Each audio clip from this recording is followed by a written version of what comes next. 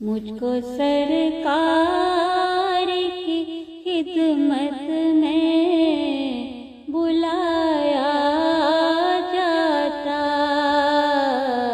सामने उनकी मोहब्बत में बिठाया जाता।